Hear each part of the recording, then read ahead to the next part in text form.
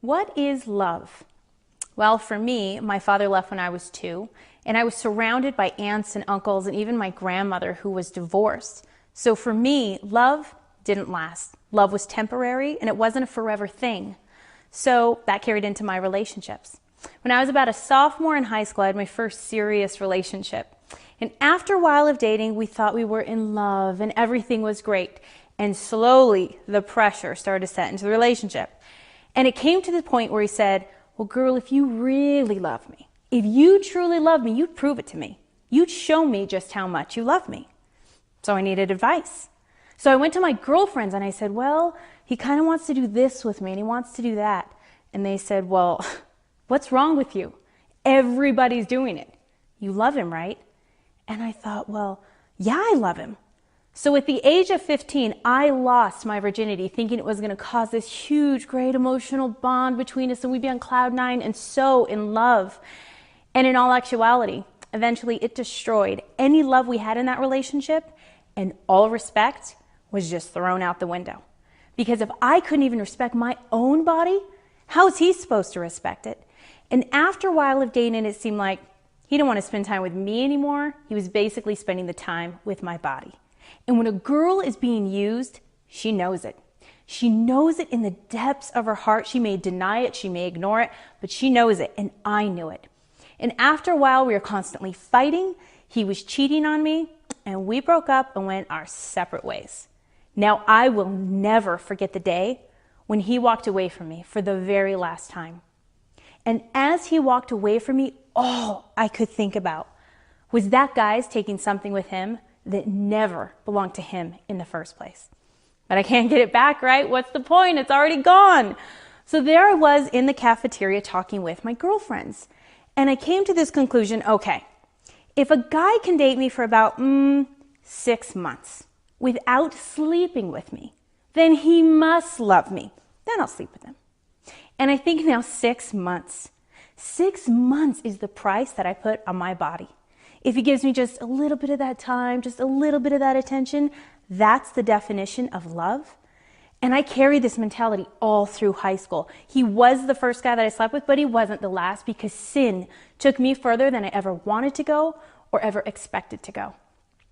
Now, after a while of living this lifestyle, I got into the partying, I got into the drinking, I got into the clubbing, I got into the drugs. You name it, I was into it. And granted, at the time, yeah, I thought it was a lot of fun. It was very attractive, and I know what that's like.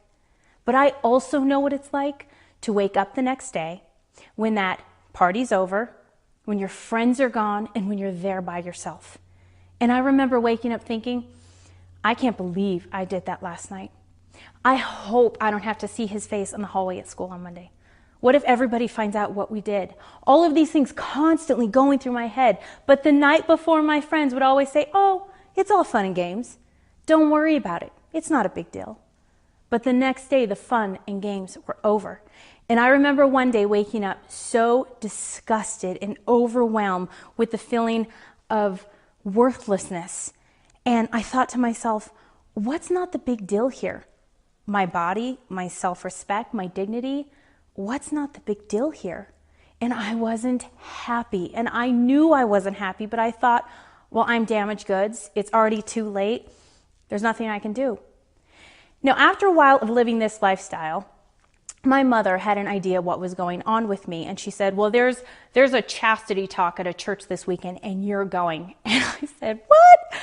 I said, I am not going to a chastity talk to listen to some guy talk about sex. Thanks, but no thanks. She said, well, you're going if you like it or not. And I said, okay, fine.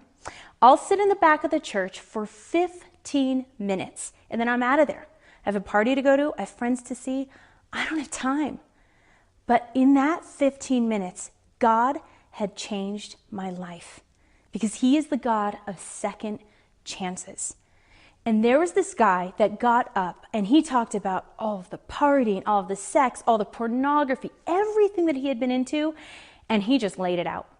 And I felt like that guy, he had grabbed my hand out of the audience and he walked through my life.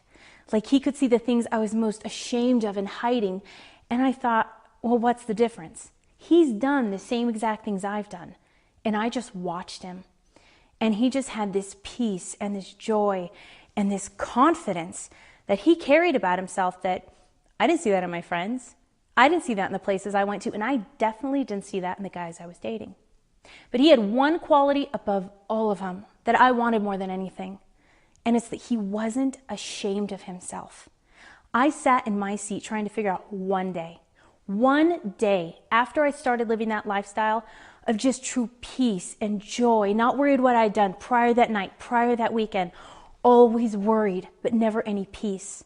And I realized in that moment, I needed to get my standards out of the gutter and raise them as high as I possibly could and start respecting my body for once and start respecting my God. Now, our God is the God of second chances, and he changed my life. He turned me around, and he gave me the grace to get out of that lifestyle. And I tried so many times to get out of that lifestyle on my own because I was miserable. I wasn't happy. I was disgusted with myself, and I just needed to get out. And I tried so many times, and I promised myself, I'm never going to do that again. And then the next weekend, I was doing the same exact things. But then I realized when you ask the grace from God, and I begged him to get me out of that lifestyle, he did. And if you really want to turn your life around, if you really want to start over, you have to do it with Jesus, or you're going to fall right back into the same old habits that you had. Now, after I turned my life around, well, a lot of my friends, they thought it was some big joke, right? They were constantly making fun of me. And I went home and I told someone what was going on. The best advice they could give me was, oh, don't worry about it. Just ignore it. You're doing the right thing. Well, I tell you today, if anyone makes fun of you for living out a lifestyle of chastity, of purity, of respecting your body, and you get made fun of for that, you remember it. You remember every single word they say to you. You go home, you make a book of it, you write it all down. Because when you stand on that altar one day in front of your husband, you tell me, where is the laughter? Where is the mockery? Who will be making fun of you then? Nobody. There will be complete silence in that church on that day. And any of those people that made fun of you would pay $1 million to be in your shoes. And your life is so much more than what is going on right now in this moment. And it doesn't matter who you are, where you've been, what you've done. It doesn't matter. All that matters now is where you go from here.